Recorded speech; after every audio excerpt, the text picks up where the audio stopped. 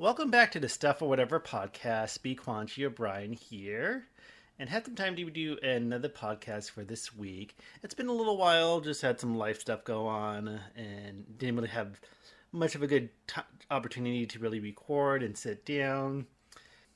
No big deal, but maybe I'll be able to record a little bit more in the future, more consistently, especially with streaming. I like to do a little bit more streaming on my Twitch channel. By the way, I want to get the habit of saying this a little bit more often, but I always appreciate like, comment, subscribe, follow all my social medias. I have that on my description of every video. So tweet at me, follow me on Twitch, whatever. I don't know. It's kind of like back in my mind. I'm not sure if anything's going to really happen, but it'd be nice to have more of an audience to engage with, or at least have some ideas. Like I said, the old podcast, like just throwing spaghetti at the walls. But yeah, I just really appreciate that. And it's kind of weird with my YouTube channel because subscriber is still kind of going up slowly but surely, but I don't get too much of an engagement or comments. So it's kind of like weird, but hey, it's at least something. But getting also kind of having fun with it. So I think it's more of a hobby than anything else. But it's like secretly, like, if things could be more, then that'd be kind of cool. But oh well, it's kind of having fun and putting stuff out into the universe. But anyways, but yeah, what was been kind of going on is that my roommate's kind of like getting another job, but he kind of had some moments of time off, and it's just like not having that peace and quiet. Although it's someone I known for a long time, one of my closest friends, and not that bad. It is like I don't want to be the awkward person, like, hey, keep it down, like turn off the TV or say silent so I can record or talk to nobody or play video games with a microphone. Although last year, I did have another job. I did change jobs between them, but I used to work for a call center, and it was kind of like at the peak of the pandemic, at least for last year's peak, not this year's peak. As sad as that is to say, but I almost worked from home. I kind of like resisted that. Like I just kind of made excuses, but it was like one of the things. Like if I absolutely had to work at home and um, take phone calls back to back at home, I'm sure we could have worked things out. And plus, our schedules like would stagger too, so he would work and that wouldn't be too bad. But days off that he had that I was working to be kind of weird, but I avoided that. But if it was one of those things like, hey, this podcast thing is becoming something, or this Twitch streaming stuff is becoming something, then I would definitely like, hey, this is actually something more. I don't know, like financial. I don't want to say like it's all about financial gain, but one of those things. Like, hey, this is like something that's not just a silly hobby, but I don't know. But I put some thought into working it too. But yeah, because I did. It's been a few weeks ago. It's probably my latest upload. Besides that, but I did make a little fan video for Danganronpa, and that was a little bit fun. Not gonna lie, and I might do something like that a little bit more often. I do have an idea for a very stupid, maybe cringy Pokemon video. It's like I want to be stupid and silly, but put it out there. I'm sure no one's gonna listen to this before I put that out, but yeah, just kind of like one of those fun videos and see if they stick or how people react to that. Because it's mostly to get, I just have to record audio and have some other stuff in the works. But I don't know, it's like one of the stupid things. Like, hey, just kind of like thoughts, and maybe I want to kind of use the word creative, but maybe I'm not that creative. But something put it out there. But funny thing, like I'm not sure how people do like top videos or other videos, like reviews of like cartoons, TV show, video games, whatever. Um, I feel like when I did my little Danganronpa video, it took maybe like 2 or 3 hours, maybe two, maybe three, I forget, just to record the audio because I didn't really have a script. I just kind of have like some talking points, and I don't know, maybe because I'm more insecure, not as experienced, recording, talking into a microphone. But I feel like that took a long time.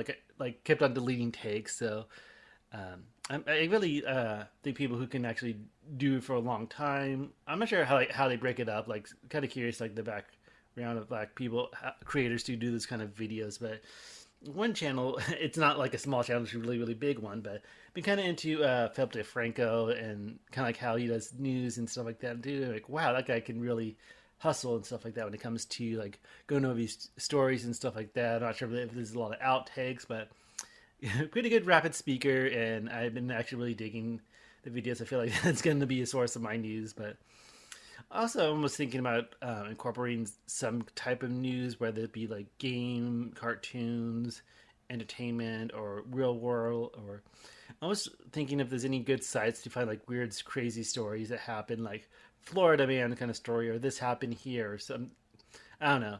So maybe I could do some research and have some more consistent segments because I think that would kind of help with the podcast. Because a lot of times I just like write down stupid ideas and stuff like that. What I want to talk about.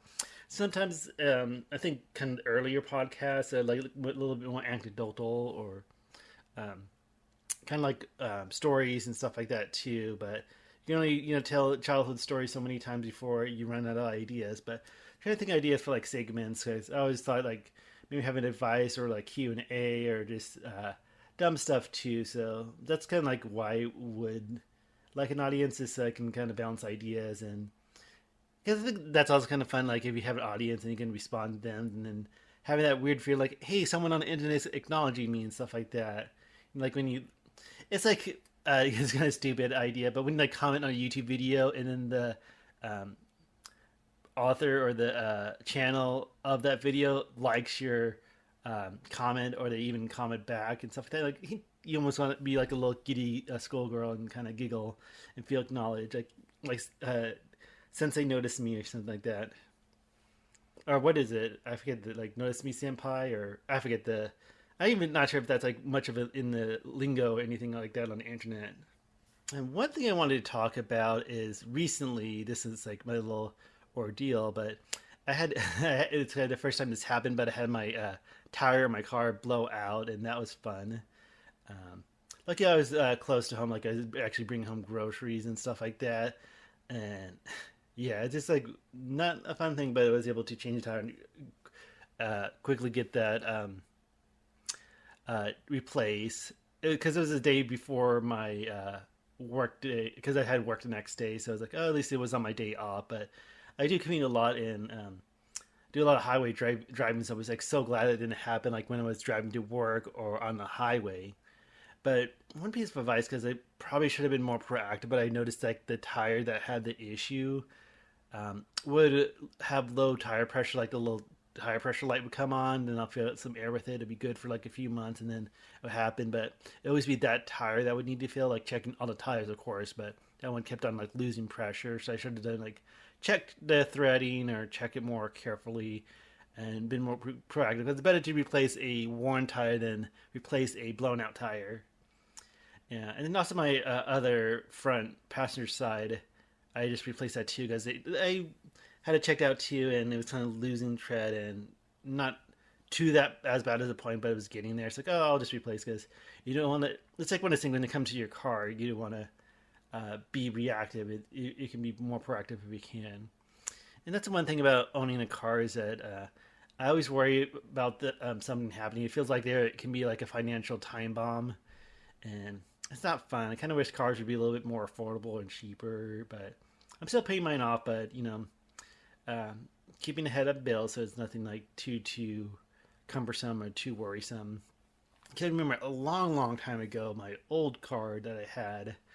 Oh, yeah, it was a Pontiac Grand Am, and I don't think they make those anymore. But what happened was I was driving to visit my sister, and I guess like a spark plug like flew out and hit the engine and like warped and melted onto it. And then when it also got checked out, like the engine block was warped and messed up or whatever. And the pain ass thing was like it just replaced the radiator like maybe not even a month before, so it's still like paying off the services for replacing the radiator. Because I remember back then that was a long time ago. I was making probably a little bit less then, so sometimes those expensive can be a lot more of an obstacle and stuff like that. But yeah, just my little advice for your cars is like try not to ignore stuff. I know like when you hear a funny noise and stuff like that, like maybe if I ignore it, it goes away because it's going to cost money, and some people have like you can have like a line of credit or something so you can pay it off over time if you absolutely need to. My advice is try to avoid having too much credit or credit debt, but rather have a working card than not, because a lot of people rely on that for getting to work and everyday things. It almost feels like a necessity. It's not, but sometimes it is. Oh, and also speaking of cars, I kind of fell into this like little which call it, like a little hole or something on YouTube. I can't think of the like the expression, but you find it like yourself into like a little hole, and you get all these kind of videos recommended to you. But like those dash cam footage videos, like some of my favorite ones, are like seeing instant karma, like someone being an ass on the road, and then they like wipe out. Like nothing like too like in a huge car crash and stuff like that, but like the um, they cut somebody off or like speeding or whatever, and then all of a sudden they like hit something. But also seeing like what you want to call it, brake check, like people doing brake check to kind of like do insurance fraud. Like I saw some of the videos, like they're pointing out like the person ahead of them didn't even have the brake lights working, so it's almost kind of like messing with them. And then a funny one, like someone was trying to do that, and it was like an undercover or off-duty cop in an I forget what you kind of call this police cars, but it's not like a police car, but it's like a car, but they have like these sirens inside the car. So, and then they get pulled over because they were trying to brake check a cop that they didn't realize that was a cop. So that's pretty funny. But it always kind of gets me a little nervous sometimes because you don't want to deal with like car insurance stuff, and even if it's not your fault, it's still like a pain in the ass thing. It almost makes you want to get a dash cam for those kind of things. But sometimes those like little dash cam videos can be a little fun to watch. The guilty pleasure, just kind of like watching a train wreck. Because I think some of the what was that one show? I think it was on True TV, like most wildest, most craziest, and they would have like videos like near, I mean not near death, but near accidents and stuff like that, like close calls or whatever. But some of that is kind of fun to watch. And speaking of watching, there's been some shows I'm thinking about catching up on. Um, I know it was back in the day, well, back in my day, like in the '90s. That show, The Critic. I've been kind of wanting to watch that a little bit more because I feel like I didn't really watch it that much as a kid, or being young, a lot of it went over my head. I'm not sure if people think that's overrated or not. I seen it on Crackle. I know that's the streaming service that's free, although there's a bunch of ads. But it's like, hey, I can watch that for free. I also wanted to watch Doctor Katz because that was another one that was probably overrated. I know it had that weird like squigglemation animation. I want to look something up real quick because I'm not sure if that's the same person who did Home Movies, um, whatever. But let me see if I can look it up real quick and find the Wikipedia page. Okay, yeah, Lauren Brashad, I guess, produced that. I think he did Bob's Burgers and did he do Home Movies too? I forget. Yeah, he did. Yeah, he did. So I always make one of those things. I did so many episodes, but yeah, that's one of his shows. And I guess John Benjamin. I guess he does a lot of voices for his shows, like Home Movies and Bob's Burgers, and oh, he also did Lucy Daughter of the Devil. Yeah, and I also want to mention that because I heard. Because I'm not sure if we're gonna do too much like entertainment news, but since I'm just looking at it, but they're actually making a Bob's Burger movie next year, and I think it's gonna be like one of those actual theatrical releases. Um, I think because like sometimes the TV show makes it like a straight to DVD movies and stuff like that too. Oh, it's going to be a music comedy film. That's what they're saying. But I'm not sure. Oh yeah, the release on the Wikipedia said is will be a theatrical release. So that'd be kind of neat. And that's like one thing with movies based on like cartoon shows that I feel like when they get the theatrical release, you get the much higher production. Like, I know like The Simpsons has been around for a while, but I feel like when the Simpsons movie came out, you can see a huge difference in the production of the Simpsons movie versus an episode of The Simpsons. So I feel like Bob's Burgers is gonna be that way. But yeah, it's gonna be kind of a musical in it, and it's gonna be in theater. So that's kind of cool. And of course, all the cast is gonna be the voice actors. So I'm sure that's the case. I'm not sure how often they replace people for like movies or in the season and stuff like that. But yeah, that's pretty cool. I'm glad I looked that up. And then other things I've been kind of catching up on more on the anime side is getting into Mob Psycho 100. I think it's the same creator of One Punch Man. Actually, let me look it up too. So since I have the power of my laptop, I can look stuff up. Oh yeah, I think it's a studio named One. I did One Punch Man and Mob Psycho. Although I'm not sure how that translates to anime. Because I believe One Punch Man, the anime, changed studios maybe in the second season. Um, I don't know. I don't get too uptight with that, but I know some people complain like how a quality of the show can change, whether it's the animation or whatever, when they change studios. But yeah, because I can tell by the character design. But Mob Psycho seemed really fun. I think I'm still need to finish up season two. I don't get into manga that much, but I need to get back into it because I feel like if it's more digital, which I believe it is, that would be a lot more easier to kind of like watch and or like go through versus getting each volume because I did um, very light manga back in the day. I think the only like series I actually had was the Twilight Legend of the no Dot Hack Legend of the Twilight because that was like really a spin off kind of like really short one too. So that was kind of a fun one and it also has a fun anime too. I think it's kind of true to the manga. But also still got to finish up what you want to call it, Assassination Classroom. I'm watching that one. I think I saw like a clip on maybe like on YouTube or something. One of the things I don't really watch, but uh, see the like few seconds of the clip. I guess they did live action, but let me see if I can find that. Okay, they have a film. I'm not sure if it was released in 2016, but I'm not sure if they ever. I think it's just in Japanese. Looking at the Wikipedia article, but yeah, they have a live action. It looks funny because the uh, what's his name, the teacher, the tentacle man, um, in it. But I'm not sure where you can watch that at. I'm not sure how it was distributed, but yeah. And speaking of live action, I was gonna mention this too. I guess Yu Yu Hakusho is gonna have a live action movie to Netflix next year.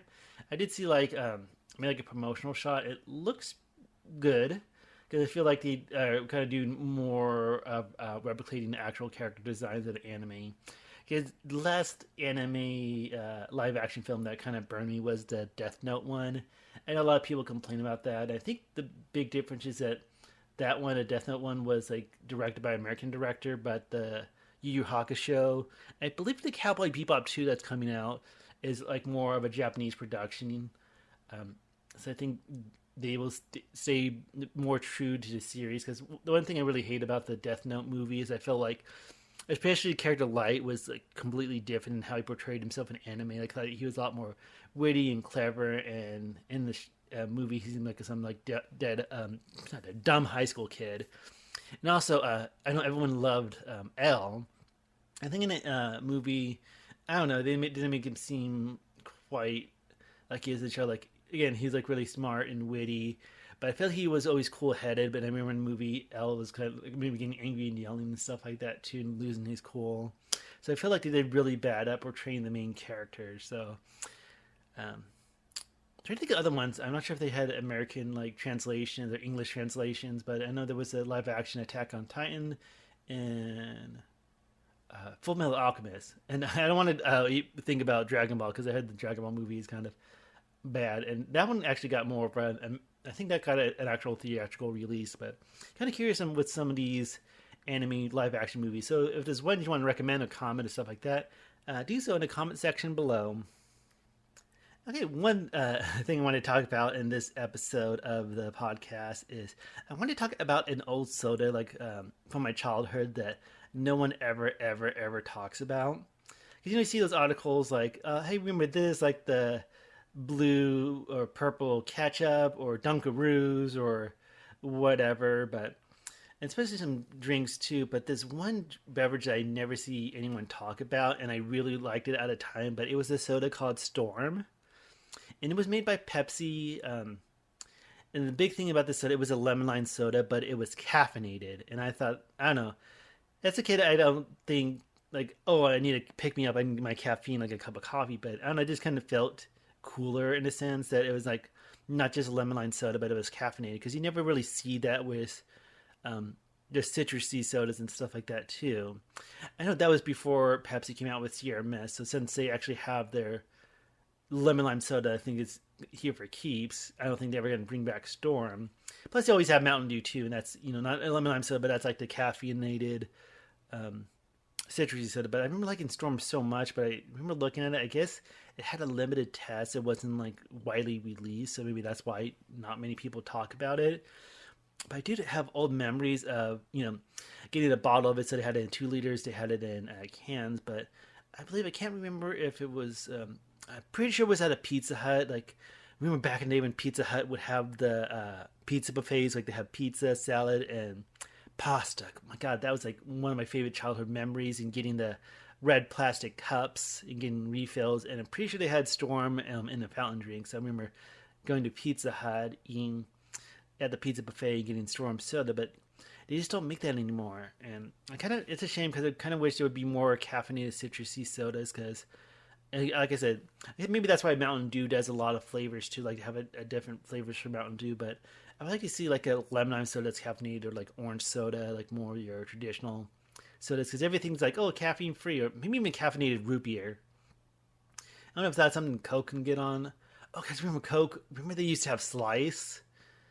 I think that was before Sprite. I can't remember, but Coke used to have Slice, and I think they have lemon lime, but they also had Slice orange. And I'm not sure what. I don't think Coke does a orange soda. I'm trying to think what orange sodas are out there, because all I can think, oh, Crush. Does Coke? Maybe Coke does Crush.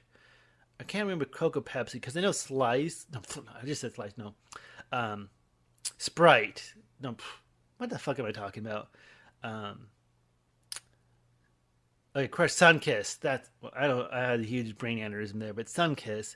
I think that's like the Seven Up company that does Sunkiss, because Sunkiss and Crush are the only one. Oh, and Fanta. Okay, never mind. I'm thinking of more orange soda. I think Coke does Fanta.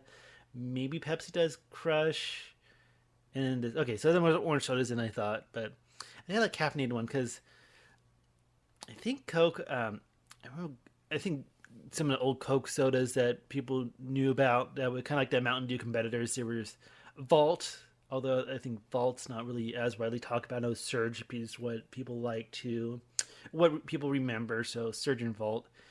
I believe Mellow Yellow. I saw that in the store the other day. So I think Mellow Yellow is like Coke's version of Mountain Dew or close to it. I'm not sure if that's caffeinated. Let's check that out real quick so I don't have to drive myself crazy. Okay, yeah. Going into the Wikipedia article, it's highly caffeinated. So I think Mellow Yellow is Coke's version of Mountain Dew. But I guess it's more of like a peach. I don't know. Maybe they have different variants. I'm not quite sure, but I'm not sure if they do a sugar-free one. Because I guess that's going to be my last soda observation. Because I feel like a lot of sodas are kind of breaking away from being diet to being sugar-free, although it's pretty much the same thing. But for me, I kind of gave up regular soda just because I felt like it's a lot of empty calories, and I love my soda. And if I'm gonna pick the worst of two evils, I'll do diet or sugar free.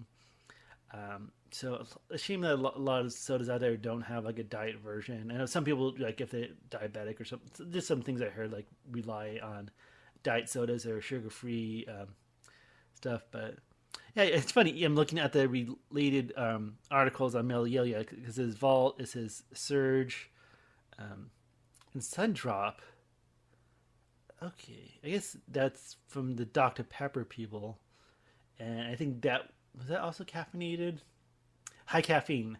Did it make Sundrop anymore? I don't think so. Well, it was introduced in the 1949. Wow, because I vaguely remember this Sundrop logo, but I'm not sure if they make it anymore. I don't know. I'm trying to look at the history. I oh well. Sometimes like you can find quick information on Wikipedia, some can't. But Sundrop, I don't even. I just remember that it existed, but I don't remember drinking it. I think because I didn't really think of it as like a Mountain Dew competitor.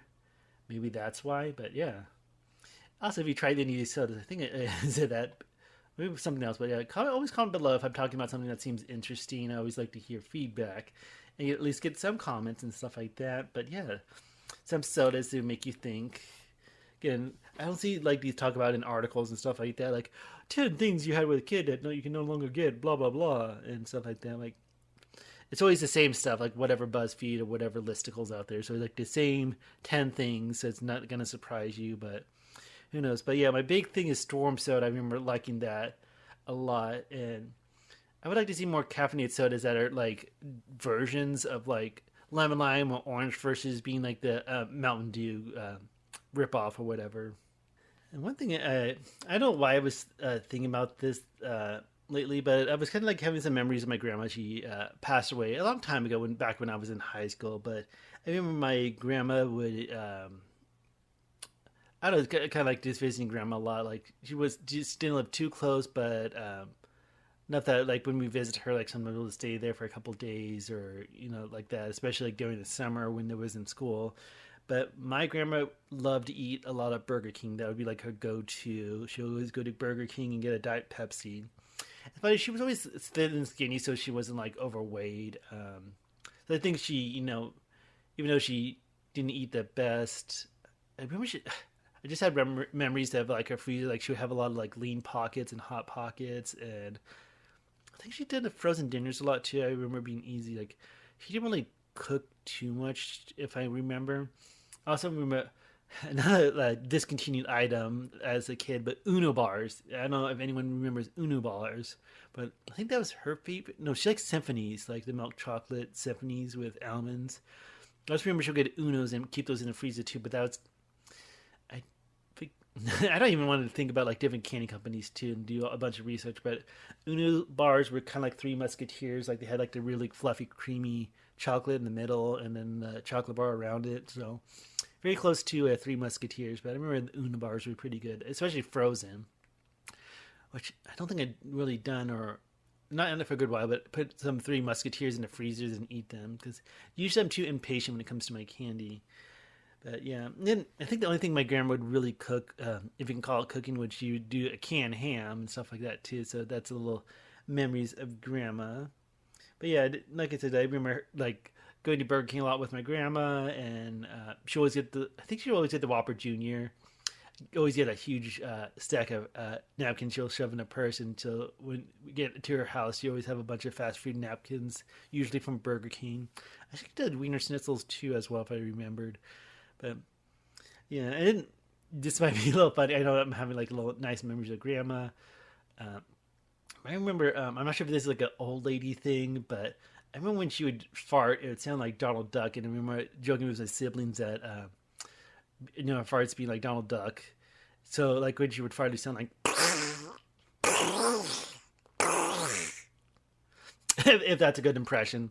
So, I don't know if anyone, I don't know if I want my comments to be all about old lady farts, but I'm not sure if that's a thing. Like, if other old lady, because I'm not following around old ladies and trying to question them or listen for their farts. But yeah, I just also have a funny memory of like thinking of grandma farts sound just like Donald Duck.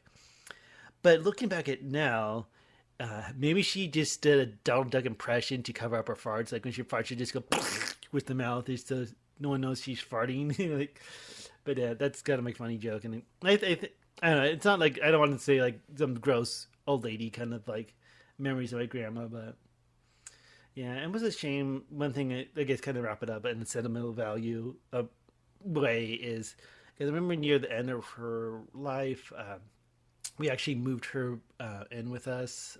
So kind of like my last few years with my grandma, she lived with us because she didn't really take as good as care of herself in the later days and stuff like that. I don't think it was anything like too bad. Maybe cleanliness was an issue, although.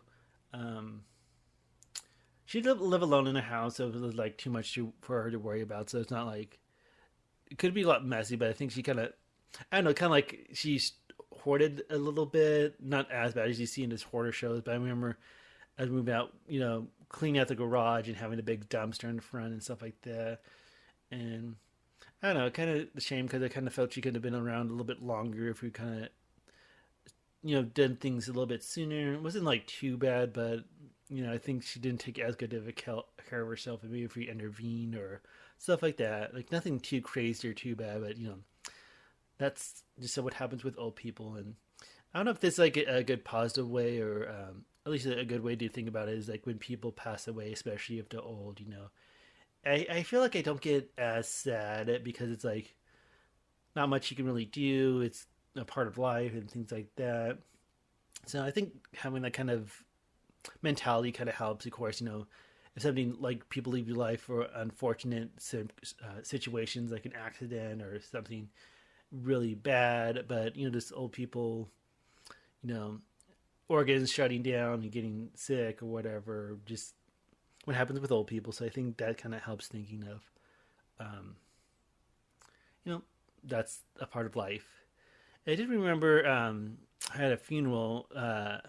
We actually had her buried in a casket and stuff like that, but we had an open casket, and I'm not sure like the whole process with like morticians and stuff like that too. But I remember they put some makeup on her and make her look nice.